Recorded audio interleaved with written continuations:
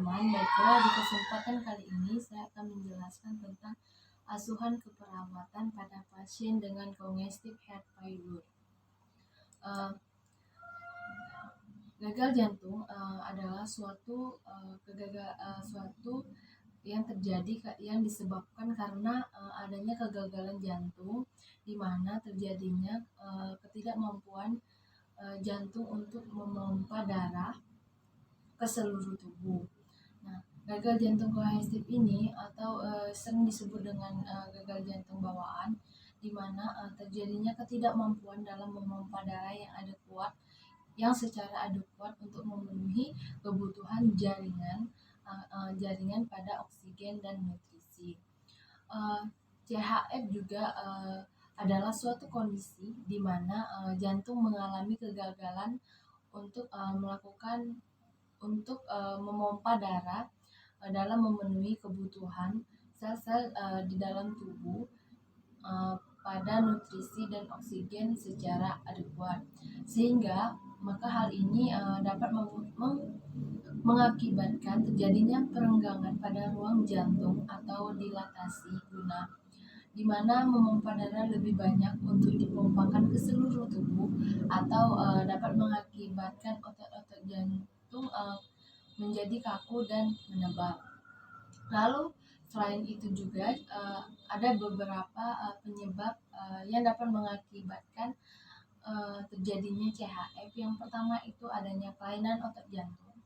Lalu yang kedua itu adanya arteriosklerosis koroner. Lalu yang ketiga itu adanya hipertensi iskemik. Lalu yang keempat adanya perdarahan pada miokardium. Lalu selain itu juga setelah adanya penyebab, maka penyebab ini timbullah tanda dan gejala yang terjadi pada pasien CHF, yaitu yang pertama itu tanda dan gejala pada gagal jantung sebelah kiri, adanya dyspnea, batuk, pasien merasa mudah lelah, pasien sering merasa kecemasan, adanya takikardia. Lalu adapun tanda dan gejala pada pasien yang mengalami gagal jantung sebelah kanan, yang pertama itu adanya edema pada jaringan perifer, adanya hepatomegali, lalu adanya anoreksia, dan adanya juga nokturia atau rasa ingin kencing pada malam hari.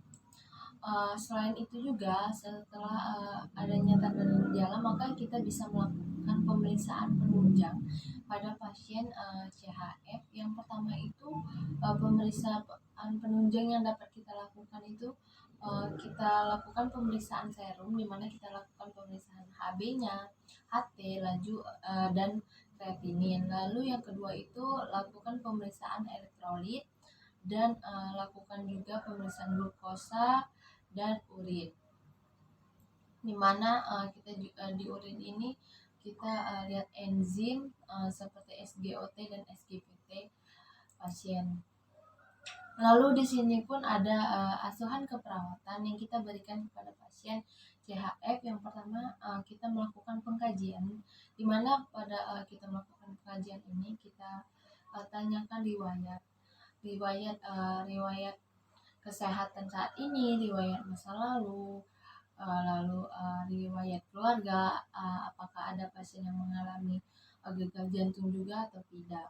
Lalu di sini adapun keluhan yang sering dialami oleh pasien itu seperti dadanya terasa berat, lalu adanya palpitasi atau terasa berdebar-debar, lalu tidak nafsu makan, pasien sering mengalami mual dan muntah, lalu adanya letargi atau pasien mengalami kelelahan, lalu pasien sering mengalami insomnia, terus kaki pasien juga tampak bengkak dan berat badan bertambah, lalu jumlah urin menurun, ada juga serangan timbul secara mendadak.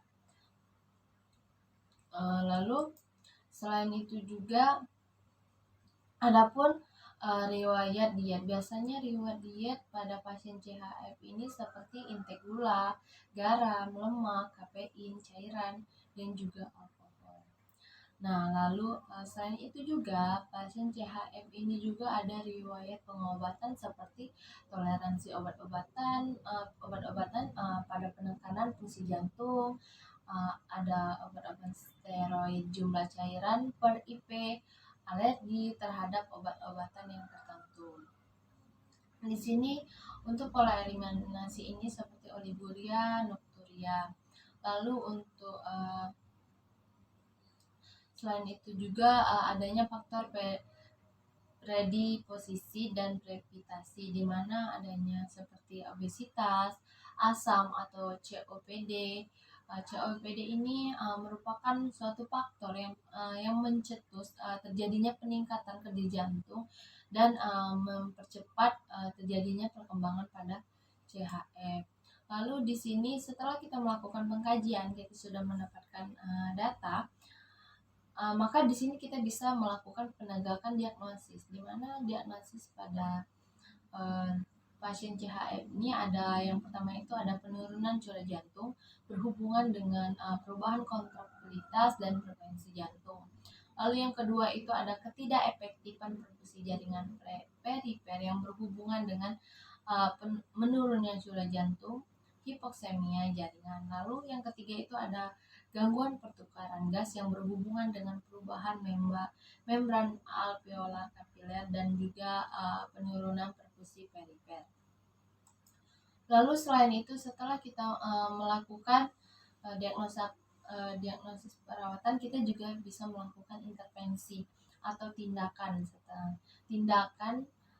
yang akan kita lakukan pada pasien CHF.